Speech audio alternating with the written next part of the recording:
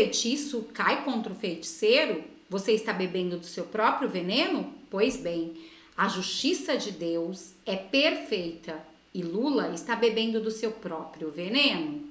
E segundo esse jornalista, olhem o que vai acontecer com Lula. Mas não é só isso não. Ainda tem informações dos Estados Unidos que envolve o Brasil, que tem deixado muito peixe grande desesperado. Segundo informações, Lula está em pânico, ministros do STF arrancando o cabelo, aqueles que têm, né? Porque os que não têm estão perdendo o sono. Mas segundo esse jornalista, Lula bebe do seu próprio veneno. Luiz Inácio Lula da Silva está provando do próprio veneno que a Petelândia impôs ao seu inimigo Jair Bolsonaro. O PT entrou anos atrás, se lembram? Logo depois que passou a pandemia, no Tribunal Penal Internacional, com uma representação contra Jair Bolsonaro, naquele momento acusado de assassino, genocida, matador, preconceituoso contra os pobres, indígenas e Yanomami. Pois é, aquilo acabou não dando em nada ainda, porque não teve nada de concreto que justificasse que fosse culpa do Jair Bolsonaro o problema dos indígenas. Aí agora o troco vem. Agora o destino cuspiu para o alto. O deputado federal Gustavo Gaia entrou com uma representação diferente, essa agora muito mais grave, com dado objetivo, contra Luiz Inácio Lula da Silva no mesmo Tribunal Penal Internacional, denunciando a morte de 363 índios Yanomami no ano passado. A culpa objetiva é de Lula? É isso a questão, é isso que tem que ser muito bem indagado. A culpa objetiva é do presidente da República do Brasil pelas mortes daqueles indígenas? Reflita. Mas antes da gente analisar se a culpa é deles ou não, tem uma responsabilidade anterior que precisa ser muito lembrada. Por que que aqueles índios passam miséria em Roraima? Aí estamos quase chegando na grande resposta. Porque os índios gostam de pobreza e miséria? Ou porque a esses índios foi jogada uma herança maldita de uma grande desgraça que se abateve sobre aquele estado? Estou quase chegando lá, hein? A grande desgraça foi a criação da Reserva Indígena Raposa do Sol. Decisão do ano de 2006, do Supremo Tribunal Federal. Não foi uma decisão unânime. Nelson Rodrigues, o grande flamenguista travestido de torcedor do Fluminense, dizia que toda unanimidade era burra, mas isso não é verdade, né? Naquele caso do Supremo, a unanimidade não aconteceu, então ela não foi tão burra assim.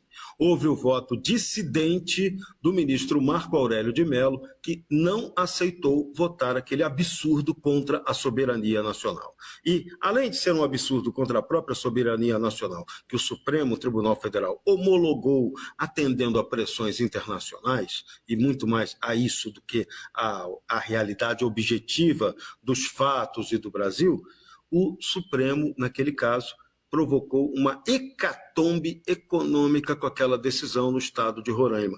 Então, onde havia produtividade, fazendeiros trabalhando, deixou de haver comida. E eu tenho certeza absoluta que aqueles índios que naquela época não passavam esse perrengue, depois passaram a contar com essa desgraça da desnutrição, da falta de alimento, da dependência absoluta de favor, né, de depender de cesta básica dada por governos para eles conseguirem sobreviver. Além do problema do lado nômade daquele índio que vira e mexe, ou eles estão no lado brasileiro, ou eles correm para o lado venezuelano, uma hora eles estão junto com repressão a garimpeiro, na outra eles são parceiros de garimpeiros no lado venezuelano, e uma confusão danada com os pobres indígenas. E esses sim são as pessoas inocentes. Esses sim são aqueles que não têm a devida proteção. Acabam, no fim das contas, sendo sempre massa de manobra covarde do jogo canalha de ideologia. Então, esse aí, Petelândia, eu queria ver você defender esse índio. Queria ver você dando proteção, evitando essas 363 mortes de Yanomami só no ano passado. O que Se você tratar com isonomia o presidente Lula com Bolsonaro, Lula, nesse caso do Yanomami, é muito mais genocida do que Jair Bolsonaro. Mas eu volto à questão. É justo culpar o presidente da República por esse problema, Yanomami? Não é, né? Mas a Petelândia fazia isso o tempo todo. E agora, como é que fica? Quando o jogo se inverte, quando vocês agora são obrigados a provar do próprio veneno, aí a coisa fica esquisita. De novo, já sabe a nota que eu vou dar. Nota -13 para vocês.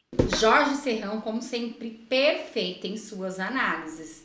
Mas Lula sempre culpa Bolsonaro. E se eu te disser que agora não é só Bolsonaro que ele está culpando, mas ele está culpando algo que vai deixar vocês chocados, olhem este vídeo de Lula.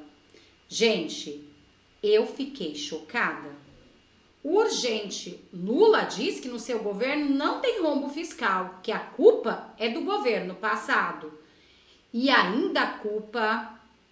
É melhor vocês assistirem. Não existiu rombo fiscal. Rombo fiscal existiu no governo passado. No governo passado, houve rombo fiscal de quase 2,6%. No nosso não houve. Aliás, se não fosse o Rio Grande do Sul, nós teríamos feito superávit. Pela primeira vez em muitas décadas. É importante lembrar, eu gosto de falar sempre isso, que eu já fui... Peraí, Bolsonaro enfrentou uma pandemia, uma guerra na Ucrânia e mesmo assim entregou o Brasil no azul. E agora Lula vem com essa desculpinha. Será que ele está achando que o povo acredita? É lógico que não, né? E agora, olhem esta notícia. Urgente, senador americano Shane Davis Jett envia carta ao presidente da OAB exigindo explicações sobre as violações da Constituição brasileira. Segundo ele, tem acompanhado com preocupação as notícias do Brasil, especialmente o relato de advogados e jornalistas americanos e brasileiros sobre o que vem ocorrendo aqui no Brasil. Mas não é só isso não. Trump já agiu e deixou de fora o Brasil de algo muito importante. É informação exclusiva nova para vocês. A agência da ONU, que cuida de migrantes e refugiados, avisou ao Brasil que a decisão de Donald Trump de retomar o financiamento de ações humanitárias em alguns países não contempla o Brasil. Atenção, agora 10 horas e 38 minutos, a agência da ONU, o organismo internacional, a OIM, braço da ONU que atende migrantes e refugiados, comunicou ao Brasil que a decisão de Donald Trump de retomar o financiamento de ações humanitárias em alguns lugares do mundo não contempla o Brasil. Enquanto eu, mais uma vez, peço desculpas à minha equipe por não ter mandado a tarja, você pode clicar aí no QR Code para ir direto para o blog. Olha só, a ONU avisa o Brasil que o Trump deixou o país de fora da liberação de verba humanitária. A informação foi repassada pela OIM, essa agência da ONU que apoia migrantes. A Operação Acolhida, que é aquela que trata dos venezuelanos. Gente, são de 250 a 500 venezuelanos que entram no Brasil, em especial por Roraima, todos os dias. A Operação Acolhida, para ficar de pé, precisa do dinheiro da OIM. Tá aí, gente, já começou, mas Lula também acha que o Trump é o quê? Então ele apoia a Venezuela, apoia Maduro mandando uma embaixadora para lá, então realmente ele está apoiando. Todos os países democráticos assumindo que foi uma fraude eleitoral, que não foi ele que venceu. Aconteceu prisões arbitrárias, tantas coisas acontecendo, ele ainda quer dinheiro dos Estados Unidos? Gente, Lula apostou demais. Achou que Trump não ia vencer, mas aconteceu. Graças a Deus. E agora a situação de Lula está complicada. O problema disso tudo é que é o que eu venho falando. É como se tivéssemos todos num ônibus, com o motorista totalmente desgovernado e insano. Só que nesse ônibus, se acontecer alguma coisa, todos nós, os brasileiros, vamos sentir. Então, gente, só Deus para ajudar o nosso país. Então, já peço para você, Compartilhe esse vídeo com o máximo de pessoas que vocês conseguirem, curte, comenta. Como vocês podem ver, eles estão perseguindo a direita no Brasil.